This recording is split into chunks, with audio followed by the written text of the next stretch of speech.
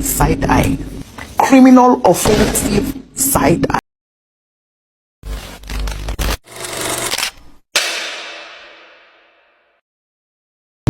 Assalamualaikum warahmatullahi wabarakatuh. Halo semuanya. Perkenalkan, kami dari kelompok 1 yang beranggotakan. Saya Raisa Bransuti. Saya Rizky. Saya Warna Nur. Saya Cinta Delapuni. Saya Ismail Rabia Sukwan.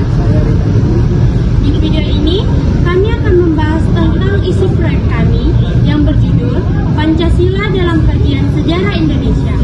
Yuk simak pembahasannya. Kalian tahu nggak sih kalau Pancasila itu merupakan bagian dari terbentuknya sejarah bangsa Indonesia. Jadi perumusan Pancasila itu dilakukan pertama kali ketika sidang BPU PKI tanggal 21 Mei sampai 1 Januari 1945. Terdapat tokoh-tokoh hebat yang menyampaikan usulan mengenai dasar negara ini, yaitu Muhammad Yamin, I.R. Soekarno, Ki Bagus Hadisupomo, dan Profesor Soepomo.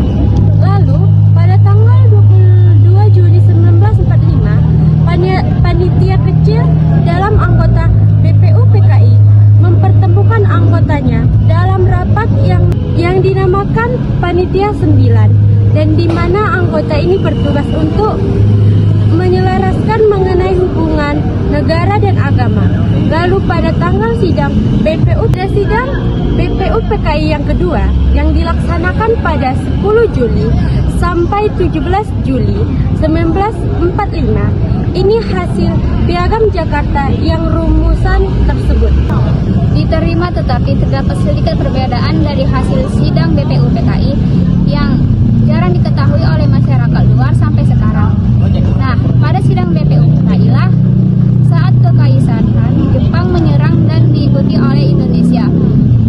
Membacakan proklamasi kemerdekaannya, para tokoh dari berbagai daerah ini melakukan pertemuan dan keberatan dengan rumusan yang dilakukan pada hari PPKI, yaitu rumusan dengan kewajiban menjalankan syariat Islam bagi penduduk-penduduknya.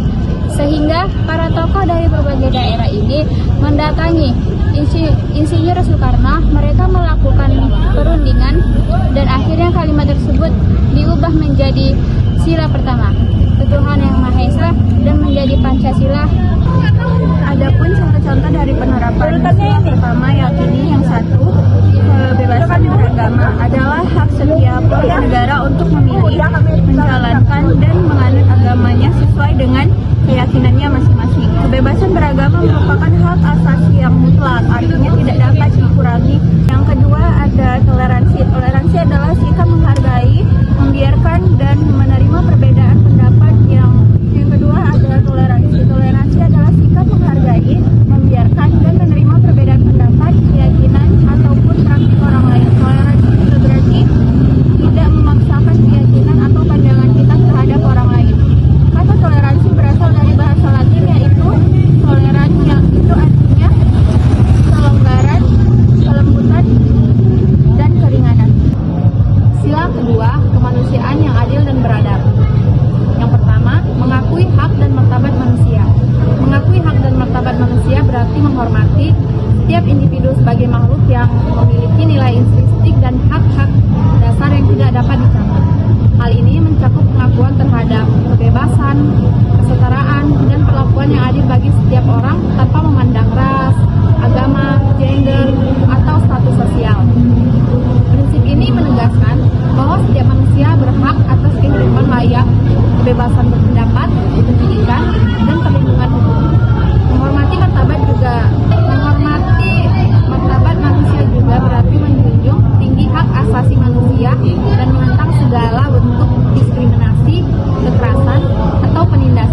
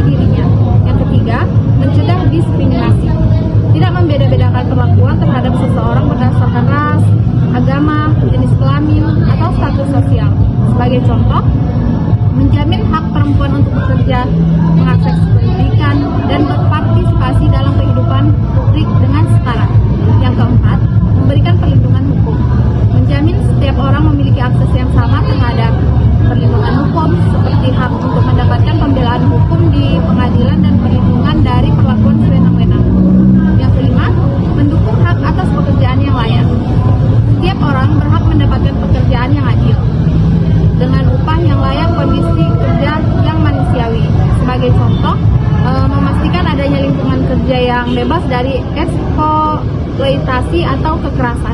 Yang keenam, menjaga kebebasan pribadi, menghormati hak seseorang untuk menentukan pilihannya dalam hidup, seperti hak untuk memilih pasangan hidup, memilih agama, atau memilih cara hidup yang sesuai dengan keyakinannya.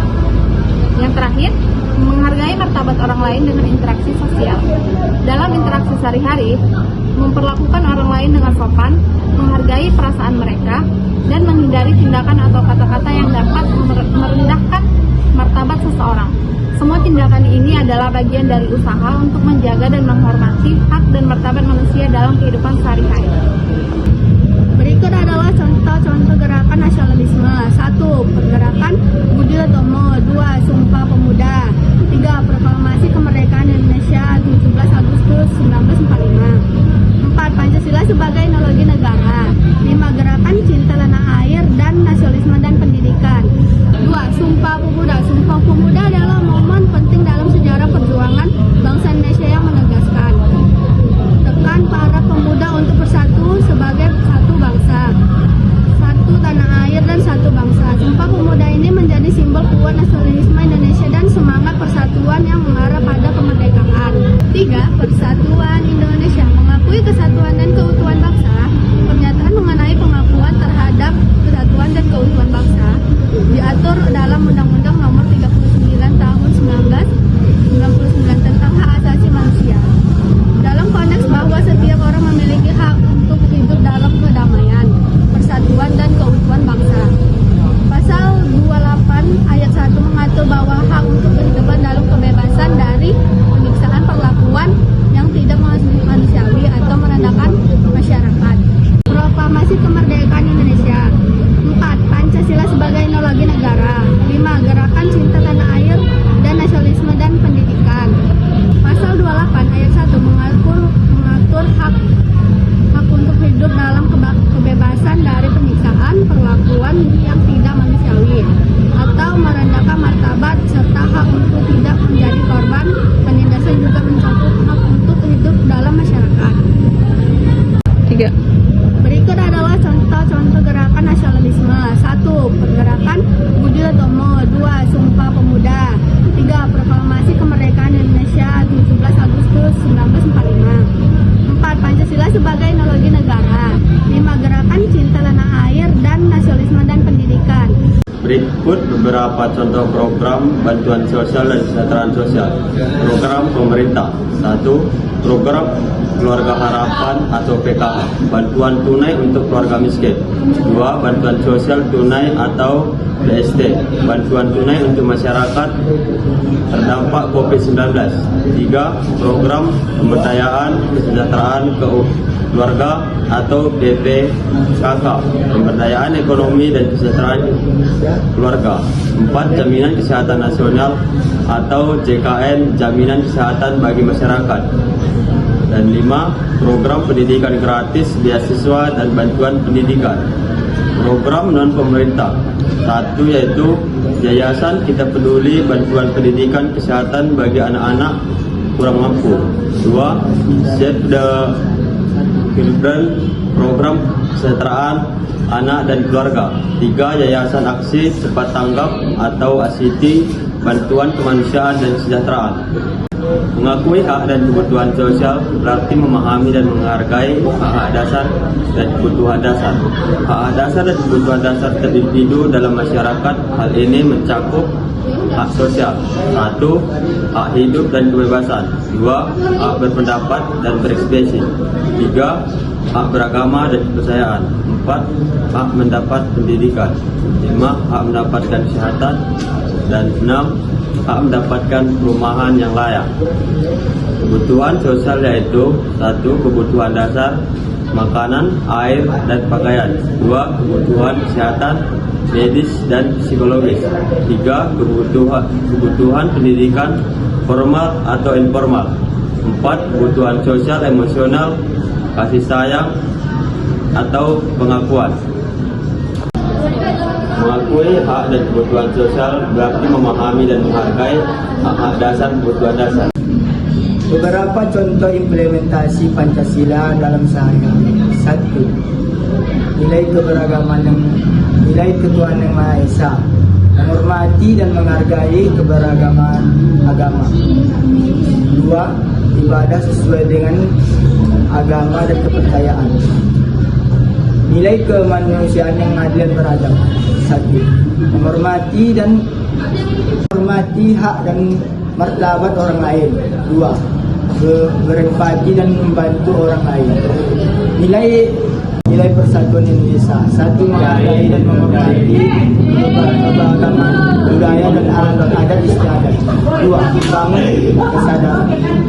Nilai kerakyatan yang dipimpin oleh kebijaksanaan. Cukup sekian video kami ini. Wassalamualaikum warahmatullahi wabarakatuh.